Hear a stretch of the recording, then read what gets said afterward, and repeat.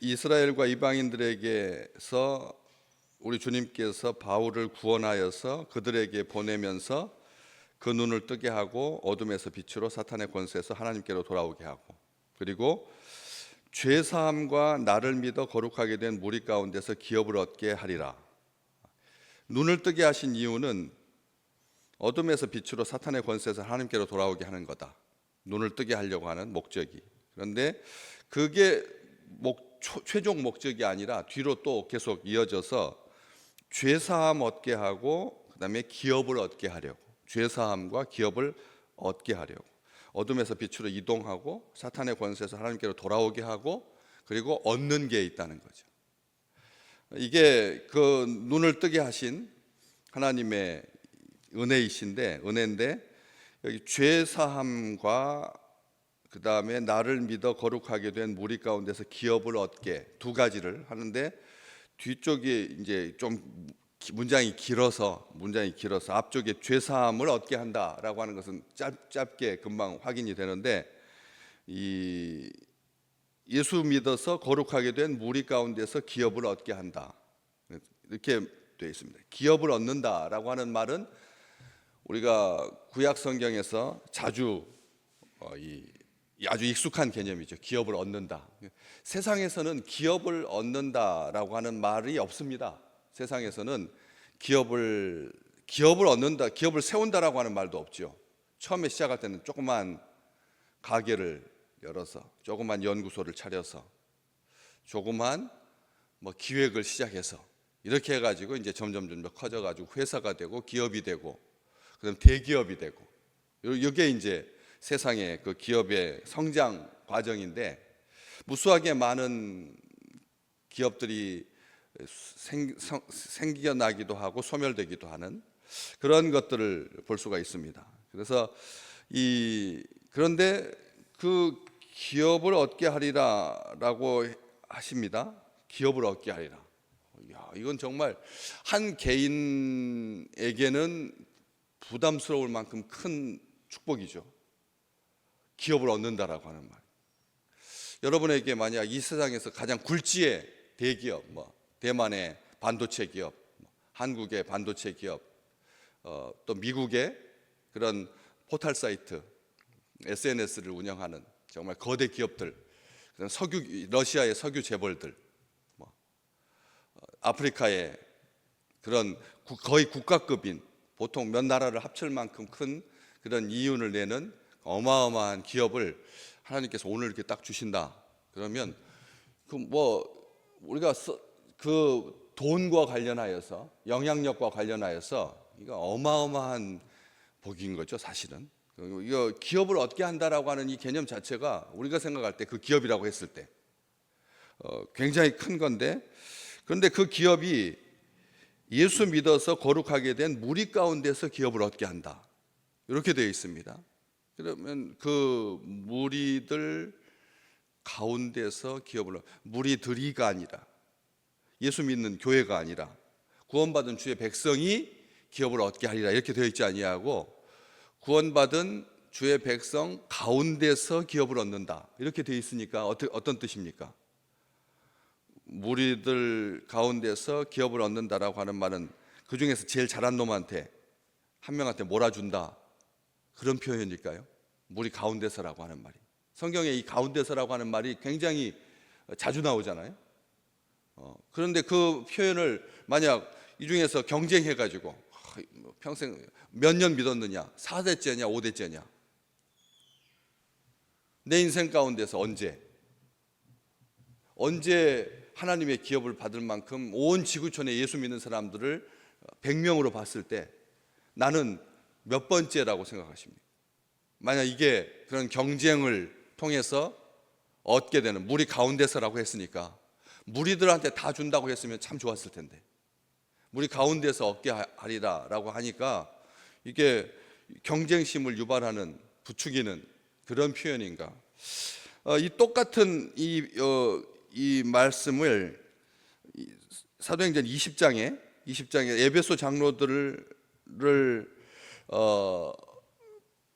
불러서 바울이 했던 말하고 똑같습니다. 거기에도 20장 32절에 지금 내가 여러분을 예수님과 및 그 은혜의 말씀에 부탁합니다. 하나님께 당신들을, 교회 지도자들을 주님과 그 주님의 은혜로운 말씀에 부탁합니다.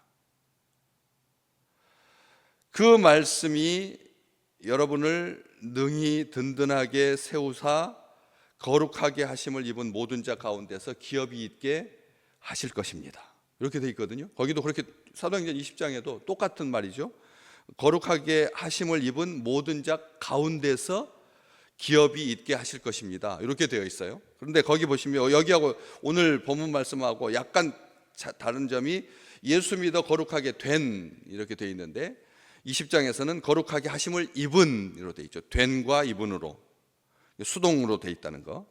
그리고 무리 가운데서 기업을 얻게 오늘 그렇게 말씀되어 있는데 20장에서는 무리 모든 자 가운데서 기업이 있게 얻게 있게 그리고 거룩하게 된 거룩하심을 입은 같은 말입니다. 같은 말입니다. 똑같은 말인데 이 수동으로 되어 있다라고 하는 것 자체 기업을 거룩하게 되었다, 거룩하게 하심을 입었다라고 하는 말은 철저하게 우리의 의지와 우리의 노력으로 우리의 만약 이게 막 경쟁을 해서 된 것이라면 수동태를 써서는 안 되는 거죠. 그렇죠? 처음부터 구원 받을 때부터 철저하게 내 의지로 자력으로 구원 받는다고 하면 예수도 필요 없고 예수도 필요 없죠. 우리가 선하게 살면 깨끗하게 살면 아주 순전하게 살면 죄 짓지 않고 살면 하나님의 나라를 유업으로 받을 수 있다. 이렇게 되어 있다면 우리가 처음에 예수 믿었을 때를 그렇게 경쟁이었다면 내 의지로 내 힘과 내 공로로라면 그것은 구원이 아닌 거죠. 그렇게 할 수 있는 사람이 없었으니까. 그래서 예수님이 오신 거니까. 그래서 예수를 믿은 거니까. 그래서 이 거룩하게 하심을 입었다, 거룩하게 되었다, 다 수동태로 되어 있습니다. 그리고 기업을 얻게 한다, 기업이 있게 한다. 얻다와 있다는 같은 말입니다. 얻는다라고 하는 건 앞으로 경쟁을 통해서 얻게 되는 개념이 아니라는 거죠. 하나님께서 우리에게 있게 하시는 것, 이 세상에 있는 모든 것은 하나님께서 있게 하시지, 하나님께서 있게 하신 거지. 사람이 아니면 우주가 이렇게 돌다가 충돌해가지고 저절로 생긴 게 하나도 없잖아. 하나님이 있게 하신다는 거죠. 기업을 얻게, 그리고 기업이 있게 라고 하는 말이 같은 말입니다. 얻는다라고 하는 말은 그래서 우리가 노력해가지고 달려서 얻는 게 아니라는 거죠. 있게 하시는 분이 누구니까? 하나님이 기업이 있게 하시는 거니까. 그 기업을 얻는 것은 우리의 노력과 수고가 전제 조건이 아니라는 겁니다. 철저하게 다 하나님께서 하시는 일이지 이게 하나님의 은혜이지. 그렇기 때문에 나중에 하나님의 나라를 유업으로 받을 수 없는 자는 누구냐? 불의한 자다, 의롭지 못한 자다. 하나님과의 관계가 어그러진 사람이다. 하나님과의 관계가 비틀어진 사람은 하나님의 나라를 유업으로 얻을 수 없다. 요한계시록 21장에 보면 속된 것, 가증한 것, 속된 것, 가증한 일 또는 거짓말하는 자가 결코 얻지 못한다. 하나님 나라에 못 들어간다. 그렇게 돼 있어요. 기업이다. 이 놀라운 기업을 이 속된 것, 부정한 것은 뭡니까? 더러운 게 아닙니다. 관역을 맞추지 못하는 것, 사명을 맞추지 못하는 것, 사명으로 향하지 않는 것, 이것은 다 속된 것이거든. 그 속된 것, 가증한 것, 그리고 거짓말하는 자는 기업을, 하나님의 나라를 유업으로 받을 수 없다. 히브리서 10장 10절 우리는 외웁니다. 우리는 늘 외우고 있습니다. 예수 그리스도의 몸을 단번에 들이심으로 우리가 거룩함을 얻었다. 이렇게 얻었다. 그 거룩함을 우리가 어떻게 얻었느냐? 우리 주님께서 자기 몸을 단번에 들임으로 우리가 거룩함을 얻은 거예요. 여기도 히브리서도 분명하게 말합니다. 이건 사람의 수고로 우리가 거룩함을 얻게 되는 개념이 아니다. 얻다, 거룩함을 얻다, 거룩함이 있다 라고 하는 말은 예수님께서 자기 몸을 단번에 들이셨기 때문에 가능한 거다. 이걸 잊지 마셔야 됩니다. 우리가 오늘 또 거룩하게 살죠. 근데 우리의 의지로 사는 거 아니라는 겁니다. 우리 주님께서 은혜로 우리에게 그 거룩함을 주시는 거지 단번에 주님의 몸을 들이심으로 우리가 거룩함을 얻었다라고 말하는 거죠. 그 거룩함을 얻은 사람들에게 기업을 주신다. 기업을 얻게 하신다. 기업이 있게 하신다. 그래서 기업이라고 하는 말, 우리가 생각하는 사회적인 그런 기업이냐, 그런 개념이냐, 어떤 눈에 보이는, 그렇죠? 기업이라고 하는 말 자체가 물질적이잖아요. 돈적이고 재물적이고 그리고 눈에 보이는 거고, 기업이라고 하는 것이. 그렇기 때문에 구약 성경의 기업은 어떤 건가 잠깐 보면, 구약에서는 땅이 기업이다. 너희의 땅이 기업이다라고 주님께서 분명히 말씀하셨어요. 그래서 땅을 나눠주는 거죠. 무리 가운데서, 형제들 가운데서 라고 하는 말이, 아까 경쟁은 아니다라고 했습니다. 그래서 형제들 공평하게 가나안 땅을 하나님께서 위에서부터 차근차근 딱딱딱딱 나누어 가지고 그 지파의 크기에 따라서, 역량에 따라서 하나님께서 공평하게 분배해 주십니다. 땅이 기업입니다. 두 번째는 자손이 기업이다. 어디 나와 있습니까? 시편 127편 3절 말씀, 보라 자식들은 여호와의 기업이요. 자식이 여호와의 기업이다. 그러니까 우리에게 기업을 얻게 하신다라고 하는 말은 자식을 주신다. 자식이, 우리의 자녀들이 여호와의 기업이다. 그래서 여호와의 기업을 우리에게 주신 거라는 거죠. 우리에게 맡겨 주신 거라는 거죠. 자녀들이, 자손들이 우리의 기업이다. 그래서 땅과 자손이 기업입니다. 삶의 기초가 되고 삶의 기반이 되는 거죠. 땅과 자손이. 그래서 기업이 된다. 그리고 세 번째는 신명기 9장에 나오는 말인데, 주의 큰 능력과 표신팔로 인도하여 낸 주의 백성이 곧 주의 기업입니다. 이렇게 고백하고 있어요. 신명기 9장에 나와 있습니다. 주님께서 표신팔로 큰 능력으로 구원해낸 당신의 백성들, 이스라엘 백성들, 지금 온 이방 가운데 불러낸 우리 믿음의 식구들, 교회가 기업이란, 교회가 기업입니다. 우리가 교회를 다니잖아요. 이것은 하나님께서 구원받은, 예수 믿어서 거룩함을 입은 주의 백성들에게 주시는 놀라운 기업입니다. 교회가 기업입니다. 과거에는 이스라엘 백성이었고, 그리고 예수 믿는 사람들, 지금 이 지구촌에서 예수 열심히, 이번에 이렇게 지도를, 이제 기독교 특별하게 아프리카에 예수 믿는 나라들을 이렇게 보니까 위쪽은 다 무슬림, 거의 지중해 쪽으로는 거의 무슬림이 많지만 그 중남부 쪽으로는 기독교인들이 거의 80% 90% 가까이 됩니다. 놀랍습니다. 우리가 이 유럽에서도 그렇게 안 되는데, 유럽에서도 예수 믿는 사람들이 30%, 20% 실제로 지금 유럽에서 예수 믿는다라고 그렇게 자기 스스로를 인정하고 그리고 고백하는 사람들이 몇 퍼센트인데요? 4%, 3% 막 떨어지고 있는데, 그렇잖아요. 근데 아프리카에서는 90%가 80%가 예수 믿는다니까. 그래서 이 아프리카가 참 얼마나 복받고 있는가. 우리가 지금 이렇게 신앙생활 같이 할 수 있다, 믿음 생활 같이 할 수 있다라고 하는 것, 이게 교회가 주님의 기업이다. 기업을 얻게 하신다. 성도들을 얻게 한다. 믿음의 형제들을 얻게 하신다라고 하는 그런 말씀인 거죠.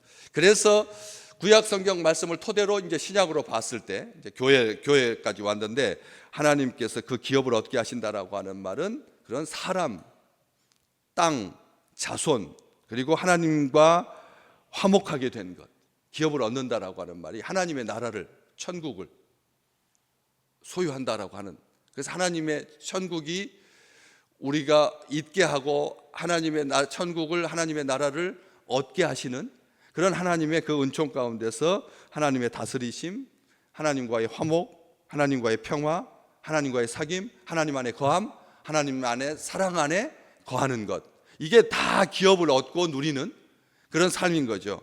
여호와의 교훈을 받는 것, 하나님의 말씀을 받을 수 있다라고 하는 것.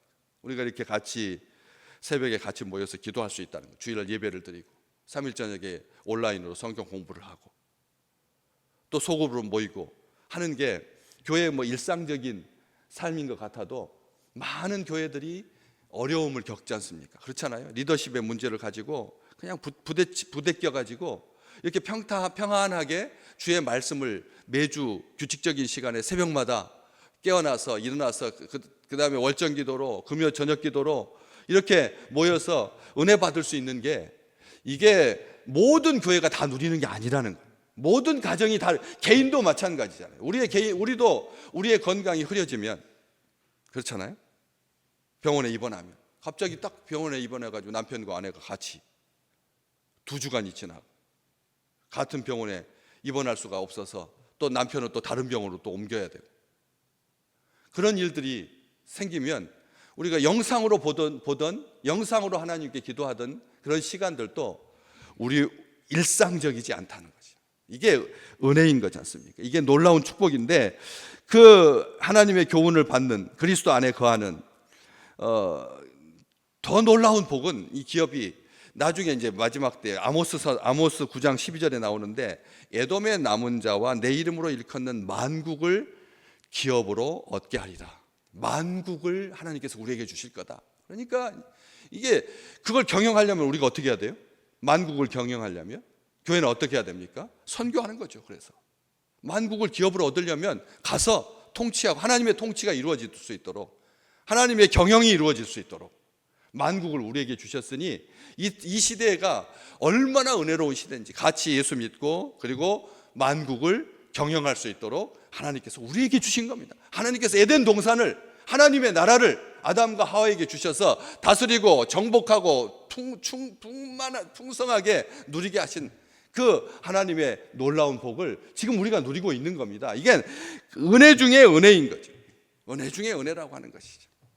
그런데 한 가지만 더, 이 기업이라고 하는 말이 현대어에서도 이렇게 얼마나 복된 개념이었는지. 원래 이 회사라고 하는, 컴퍼니라고 하는 말이 꼼파니아, 라틴어, 이태리에서 나온 말입니다. 회사라고 하는 말 자체가 처음에 출발점은 라틴어, 로마 제국에서 시작한 건데, 나중에 이제 12세기에 가서 이제 기업적인 현대 경영, 기업 이런 쪽으로 이제 발전했지만, 피렌체에서 가족 회사가 바로 컴퍼니입니다. 가족회사라고 하는 말이 무슨 뜻이냐면, 망하면 그 가족이 처벌받는다. 주주들 돈 모아가지고 회사를 차렸는데, 가족이 경영하면서, 가족이 회사를 경영하는 거니까, 가족이 회사를 경영하면서 망하면 엄중 처벌받고, 그리고 심한 경우에 그 가족이 다 노예로 팔려갑니다. 기업을 경영을 잘못하면, 회사를 운영을 잘못하면, 망하면 형제들에게 책임을 묻는다는 거예요. 그 형제들에게, 그리고 노예로 팔려간다는 거예요. 무슨 뜻입니까? 이 꼼파니아가 처음에 나왔을 때 말 개념이 무슨 뜻이었느냐면, 빵을 나눠 먹다, 빵을 나눠 먹다라는 뜻입니다. 꼼파니아가 빵을 나눠 먹는 겁니다. 모든 것을 함께 나누고 책임지는 가족적 유대감과 동질성이 이 회사의 출발점이었다는 겁니다. 다시 말하면 오늘 우리가 이 기업을 누리는 것, 놀라운 복을 누리는 것, 하나님의 은혜 가운데 거하는 것, 성도 안에서 그 기업의 영광의 풍성함을 얻게 하시는 것, 형제들이 무한 책임을 지는 겁니다. 우리 한 명도 이 하나님의 기업을 경영하는 데 있어서 예외일 수 없다는 거예요. 나는 졸고 있고 다른 기도 열심히 하는 형제들은 기도하고, 나는 전도하고, 나는 뒤에서 그냥 물질만 후원하고, 이게 아니라는 겁니다. 온 가족이 전심전력해서 하나님의 경영을 이루어야 하지, 기업이, 세상적인 기업에도 망하면 주주에게 책임을 묻는 것이 아니라 경영자에게 책임을 묻는 것처럼 분명한 책임이 우리에게 있다라고 하는 것이죠. 오늘 하나님의 나라를 경영하는 자로 하나님께서 하나님의 백성, 거룩하게 된 무리 가운데서 우리에게 얻게 하신 가장 중심이 되는, 나를 중심으로 교회가 움직이고 하나님의 선교가 움직이는 이 놀라운 복을 우리가 온전하게 기뻐하고 감사하고 적극적으로 하나님께 기도하고, 그리고 하나님의 경영을 이룰 수 있도록 하나님에게 의탁하고 하나님을 믿고, 그래서 영혼 구원을 위해서 만국을 기업으로 주신 그런 놀라운 복을 우리 믿음의 백성들과 함께 누리는 귀한 시간들 되시기를 주의 이름으로 축복합니다.